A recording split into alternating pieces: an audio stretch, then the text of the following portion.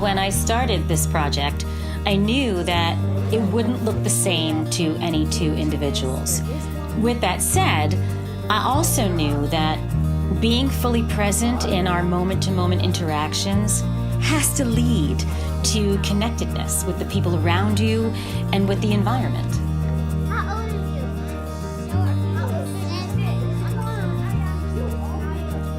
This is about you sharing the same types of things that you just did. Watching this take shape in K-12 classrooms and programs around the district has been amazing. It truly has been one of the most rewarding experiences of my career. Today we are going to practice kindness. Like, I'm in peace and it's like relaxing.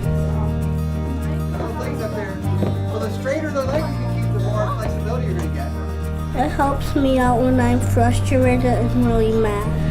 I feel riled up because people be arguing on my bus and fighting. When we have our group meetings and when we come here to talk about, it's about how we feel and what can we do to make our life much better. When all that's going on in your mind, it looks like this. And you can't think. My name is Mary Pellegrino. I'm a reading teacher at School 46. Being support staff, mindfulness and education has really given me some wonderful techniques to use with kids that I'm able to use in a very, very short amount of time. I see several groups throughout the day. It's every 30 minutes, so I don't have a lot of time with kids. And usually I'm in small spaces. There's other people in the room, so it can be kind of challenging to focus students that already may sometimes have needs of focusing and that could be having a difficult time in the regular classroom. So one of the things that we've started implementing is mindfulness with my groups. And I've taken mini lessons from the workbooks that we've been using through our action research project in mindfulness and education. And I've taken them and adapted them to the small group setting so that they're shorter and tighter and that they're a lot quicker for the students. And what we've been doing is adding little bits and pieces slowly as we go on as the students get comfortable with it and are able to master the mindfulness techniques within each lesson. I might change it up and then add a few more techniques. One of the major things that I think also had a really strong impact on the kids was me just allowing myself to kind of feel vulnerable and letting them know about what stresses me out, what causes, a lack of mindfulness within me, and offering that to them so that they can see that I also have these things that happen to me. And like I said, not laying that out on them, but letting them know that this happens and this is how I keep my composure and keep my cool, and basically how I manage to get through a day with all of the things that we have that affect us throughout the day. Slow down as you exhale out. Close your eyes if you want. You can just look straight. Relax your focus. Relax your ears. It's allowed us to honor ourselves and to show compassion for ourselves because we are caregivers, and we sometimes share trauma with the children that we work with, and so it's an opportunity for us together to be compassionate with ourselves and with one another, and then that absolutely transfers into how we are with the children. I got home on a Monday night and I had so much energy. I started organizing, I started cooking, I had like 4 different projects going at once, and it was like 9 o'clock, and I'm thinking, what the heck? So that had to have been what did it, was the fact that I was able to relax and just kind of close my day here to go home and begin my evening there. And with the kids, I do a lot of breathing with them, or I try to. So I even count okay, let's breathe in for 5, because they like to just go. And so I'm like, okay, and I just go like this, and we breathe in for 5, and then we let out for 5, and have them feel their belly go in and go out. So to try to get them to breathe deeper. You can kind of get them away from the situation and then just make them aware of their surroundings and their breath and how fast their heart is going and why, and just kind of talk them through that mindfulness and breathing in and out. I practice it regularly. I try to in the morning and in the evening times. It's something I've done for a while. And when I get away from doing it, taking care of myself and being mindful and pausing, I notice a difference immediately. I notice a difference in the way I sleep. I notice a difference in my tone of voice and the tension in my face. People have even noticed it. They're like, you look tense. And I get thinking, I haven't really done any mindfulness in a while. I haven't really checked in with myself because we can get so busy with school and with the kids and with our, our personal lives that sometimes we don't take that. So that's kind of the transformation that I've felt. So take a deep breath in through your nose.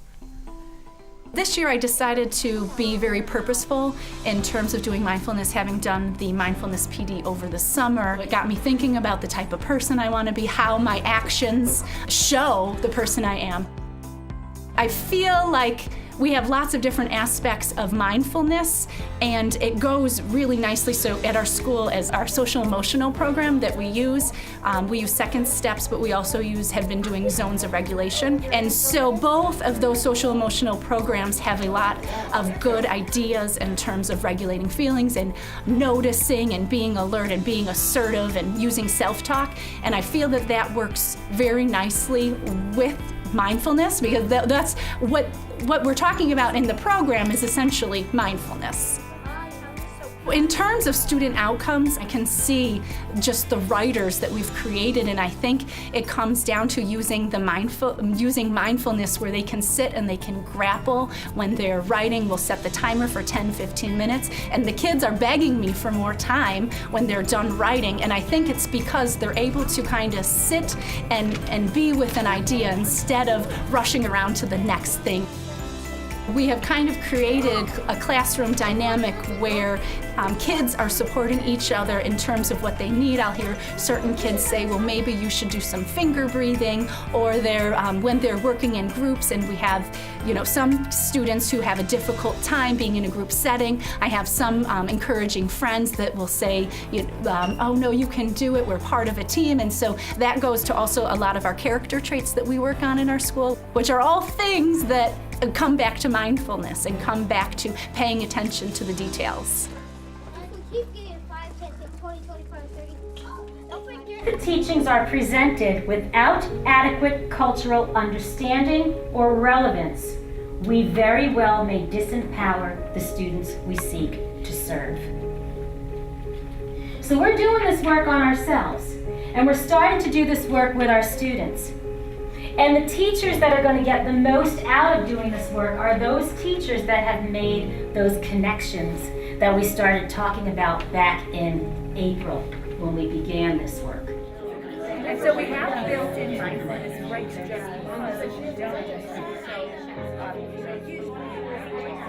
just having that kind of calmness, I think, really helps students be able to express themselves.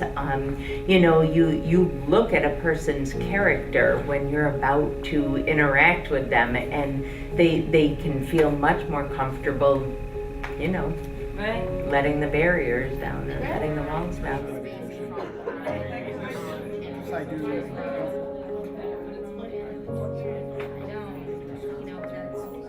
Only sent one student out this year. Never have I had that low number at this time of year, because I stop them at the door and I say, could we breathe together for a minute and make sure we're getting all the oxygen up there and making good choices? And that's all, and they go, okay, and then go back to their seat. And it's simple. Okay, just another minute.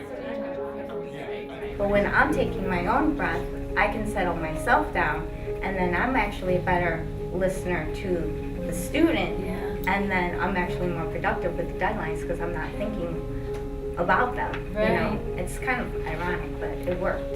For me, this was a good reminder that I need to really know my students, not just what I see on the surface, but if they're acting out in my class, why are they acting out? So just building that relationship with my students and getting that trust with them is really helpful. Now, breathing in.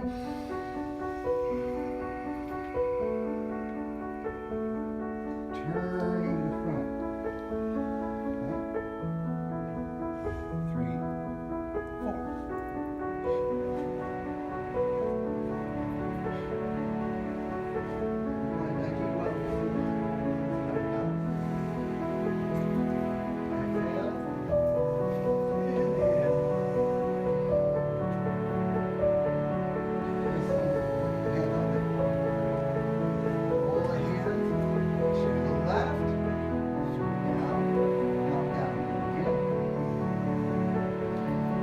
name is Tammy Shaw. I'm a full-time mentor in the district. I work predominantly in elementary schools and mostly in the primary grades. Heartful. And that means my heart is happy and I'm calm. So I just have a question. Are you happy all the time? Yeah. All the time? Oh, somebody said no. Myself's not happy. What makes me happy? It makes me happy when I sing and dance with my sisters. Anybody like to sing and dance? I can tell. I can tell. I'm almost a ballerina. Are you? All right. 5, 4, 3, 2, 1. You may open your eyes. Stay right in your spots, though. It's a jar. It is a jar. And you saw me bringing the jar. And you see me with all this stuff. I decided to use the glitter jars, or calming jars as we call them, with the kindergarten class to help them self-regulate and start to focus on their breathing, because what I'm learning about mindfulness is that we have to be able to focus on our breathing to center ourselves. I was so worried the other day, I couldn't even think straight.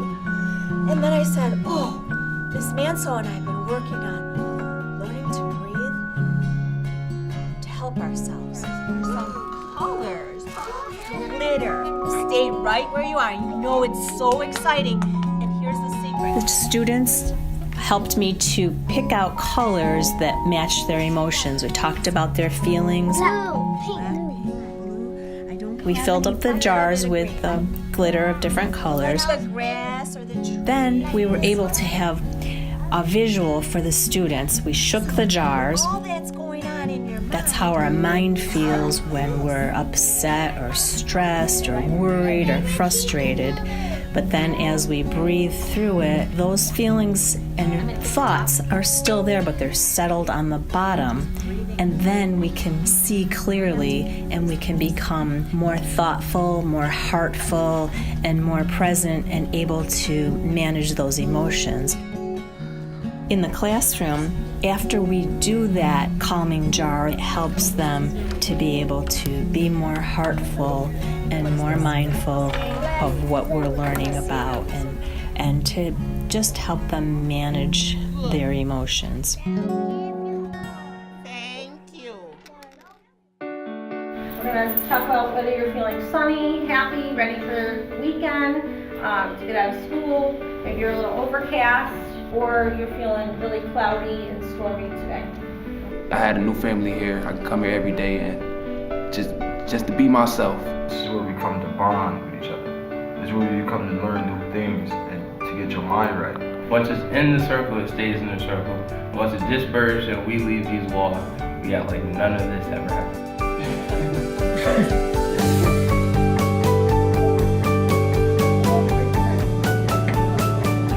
You know, I'm hopeful that more and more educators will want to become immersed in this work, and as they do, we can move our district toward a clearly articulated curriculum that not only builds upon, but is also fully integrated with the work that we are already doing with restorative practices across the Rochester City School District.